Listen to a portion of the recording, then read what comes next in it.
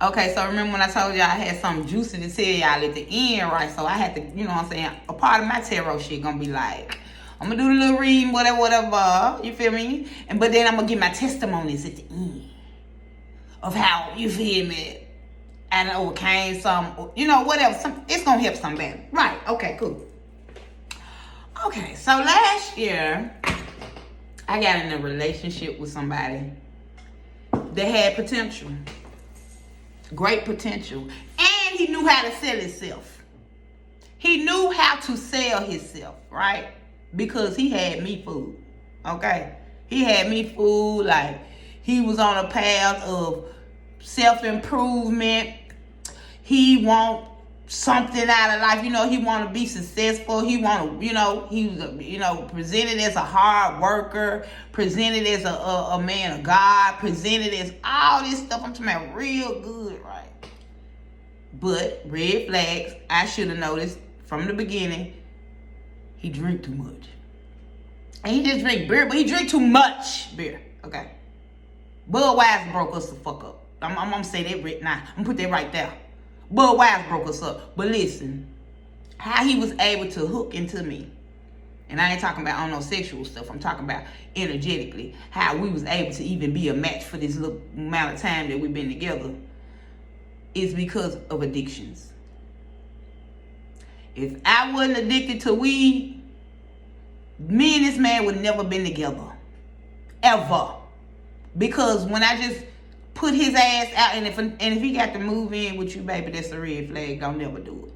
Don't never do it. Don't never do it. He had his own little spot, but his little spot was so, it was shabby. You feel me? And I ain't even want to go there no more and be, you know, kicking it with him or whatever. So I was just like, you know, just put him in a better space, better environment. You know what, like he wasn't taking care of himself. But I didn't notice, he was giving himself the bare minimum. So I don't know what the fuck I was thinking. He was giving himself the bare minimum, staying in that place where he could actually afford something better. But because he wanted to keep money to supply addictions, he was giving himself the bare minimum. So everybody's a mirror. Boom. I always bring it back on me. I was giving myself the bare minimum. I've been accepting the bare minimum. But not no damn more. Not no more, baby. I woke up one day, child. I said, you know what? Only way I'm going to change my life, only way I'm going to change my timeline is if I change my timeline, child. I got up. And first I was kind of scared because I was like, I don't want the man to do nothing to me because I know I'm the best thing you ever had. And you know how Chosen sees it. When we try to leave a motherfucker, they want you dead type shit. But I said, no, I ain't gonna, that's fear, okay? I'm gonna disassociate with that because the divine been taking care of me all this time. I ain't gonna leave me now, right? I said, how I'm gonna do it? Because I don't want to be messy. I don't want to be, that people please shit was still trying to hold on to me, girl. I said, I'm gonna leave him in my house. I was gonna leave, girl. I was gonna leave my whole house. I was finna leave my house. Because I'm the type of person, when I'm through with your ass, I leave with the clothes on my back, child. Because I know I'll make it. I know I'll make it. Child, I done lost it all so many times, girl. I ain't even worried about it. Surrender is not even... Okay, so... I was going to leave my own house and just leave him in this motherfucker. Go displace myself. But now I said, no, I kept praying about it. I kept, you know. And God said, just tell him the truth. Girl, tell him you leaving him for me. Oh, shoot.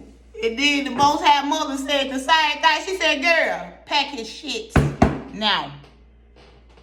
The Most High Mother said, pack it now. Get it out of here now.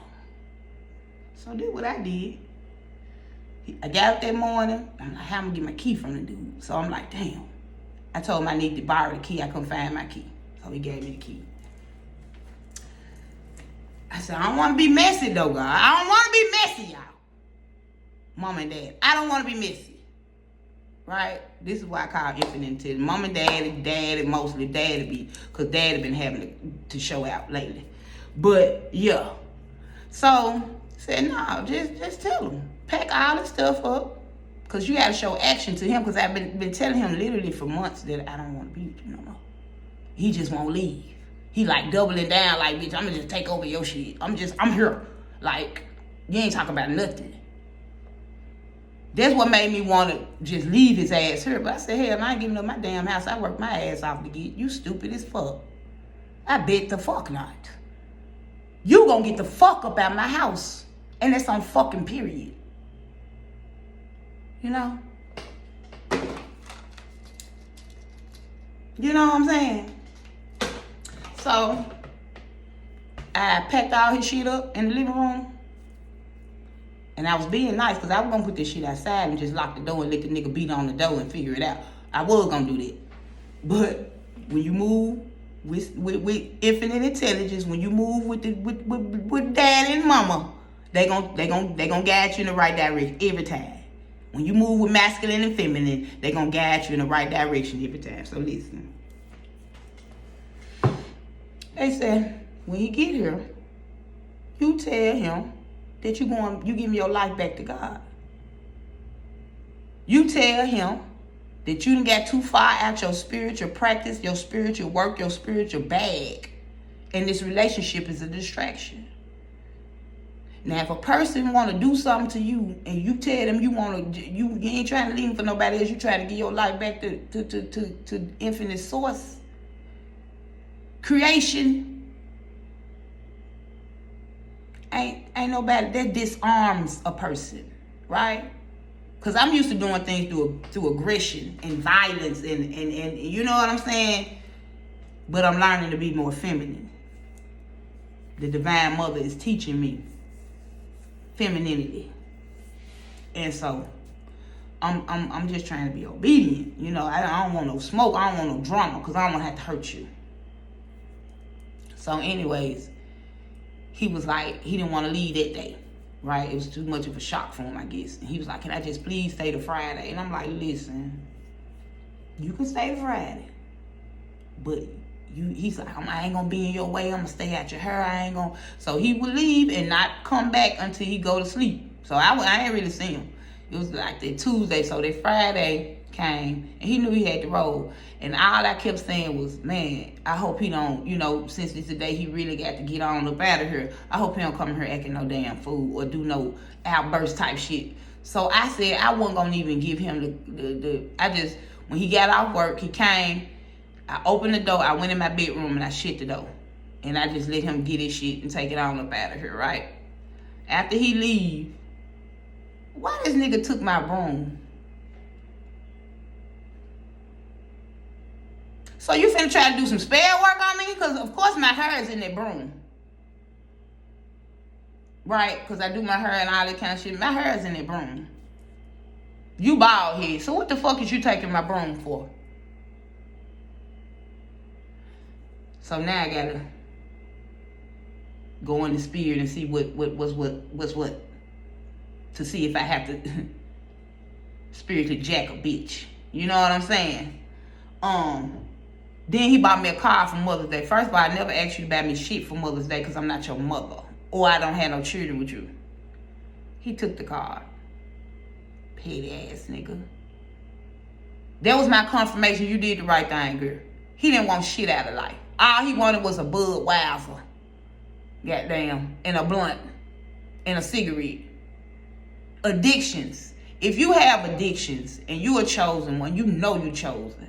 Baby, please do your damnness and let it go. Go to an AA meeting. Go anywhere, because these are how these low vibrational entities are able to access us. Once you put your foot down and know what you deserve and know your worth for real, you don't want no part of no low vibrational fucking energy. And you don't even want to participate in activities that may draw low vibrational energy towards you. If I wasn't smoking weed, then me and this nigga would have never, ever, ever crossed paths. Real talk. So I had to put it down. Because I don't want nothing that's going to energetically block me from people that's good people like me. that's really on the path, that's really, you know what I'm saying, trying to get it right, get it together. This video going a little long, but I told y'all I was going to give y'all my testimony. Release, let go.